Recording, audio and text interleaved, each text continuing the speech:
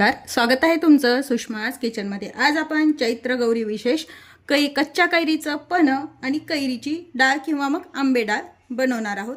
अगदी दोन्हीही झटपट तयार होणाऱ्या रेसिपी आहेत। व्हिडिओ शेवटपर्यंत बघा, तसेच रेसिपीला लाईक करा, चॅनलला सबस्क्राइब करा आणि बेल नोटिफिकेशन पण ऑलवर प्रेस करा, म्हणजे तुम्हाला माझ्या प्रत्येक नवीन रेसिपीचं नोटिफिकेशन सर्वात आधी येईल। सुरुवातीला आपण कच्च्या कैरीचं पन्ह तयार करूया आणि नंतर मग आंबे डाळ। कच्च्या कैरीचं पन्ह बनवण्यासाठी इथे मी 1 वाटी कैरीचा खीस घेतलेला आहे। तोतापुरी कैरी वापरलेली आहे, कारण ही जरा कमी आंबट असते।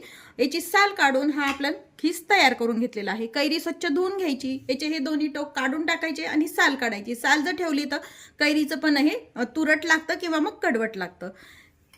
आता हा 1 वाटी खीस आहे कैरीचा, तो मिक्सर जारमध्ये टाकून घ्यायचा आहे।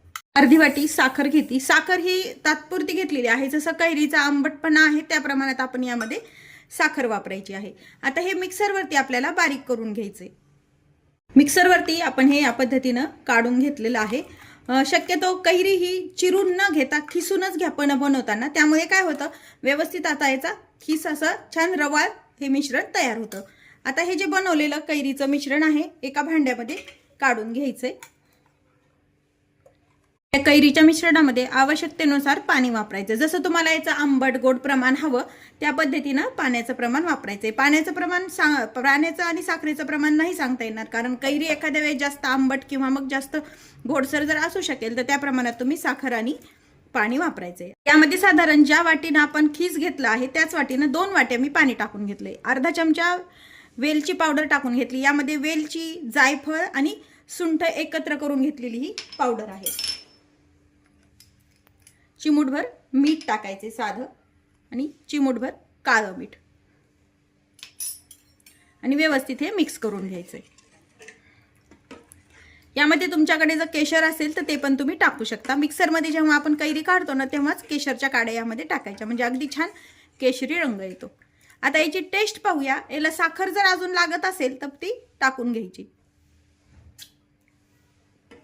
व्यवस्थित गोडसरपणा आलाय, बरोबर आपला 1 वाटी कैरीच्या खिसाला अर्धी वाटी साखर अगदी छान झालेली आहे।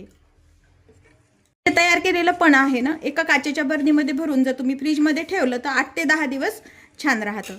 2 आपण काचेचे ग्लास घेऊया आणि यामध्ये हे पन्ह ओतून घेऊया। हळदी कुंकाला चैत्र गौरीच्या आवर्जून पन्ह हे केलं जातं, किंवा उन्हाळ्यामध्ये पिण्यासाठी पण शरीराला थंडावा देणारं हे कैरीचं पन्ह आहे। दोन्ही ग्लास मध्ये आपण हे पन्ह काढून घेतोय।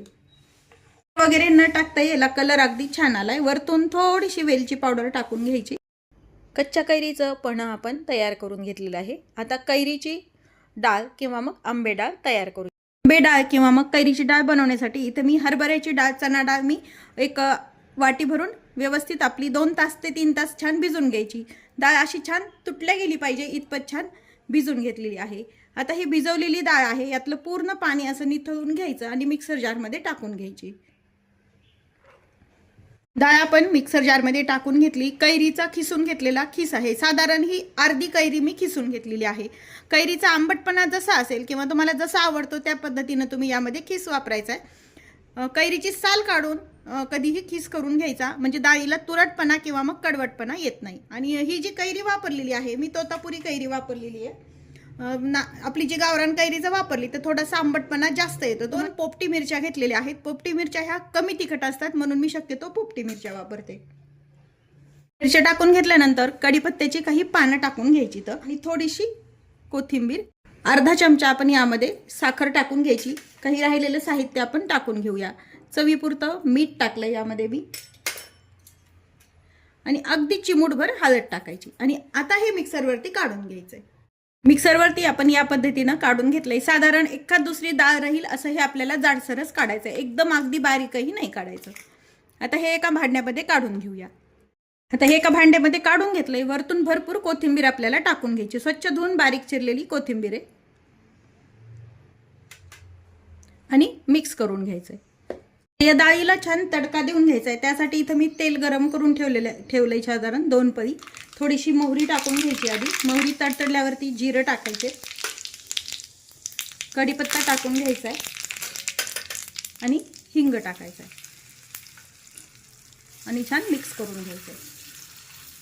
ते हा तडका जो आहे तो ह्या पूर्ण डाळीवरती टाकून घ्यायचा आहे. तडका टाकून डाळ व्यवस्थित मिक्स करून घ्यायची.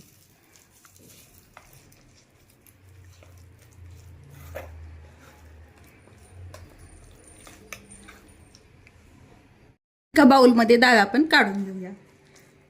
चैत्र गौरीच्या हळदी कुंकासाठी लागणारं कच्च्या कैरीचं झटपट असं पन्हं आणि कैरीची आंबे डाळ दोन्ही आपल्या रेसिपी तयार आहेत. व्हिडिओ कसा वाटला हे कमेंटमध्ये नक्की सांगा. माझ्या चॅनलवर तुम्ही नवीन असाल तर चॅनलला सबस्क्राईब करा, रेसिपीला लाईक करा आणि रेसिपी शेअर करायला विसरू नका. अशाच नवीन रेसिपीसोबत पुन्हा भेटूया. तोपर्यंत बाय बाय. व्हिडिओ पाहिल्याबद्दल धन्यवाद.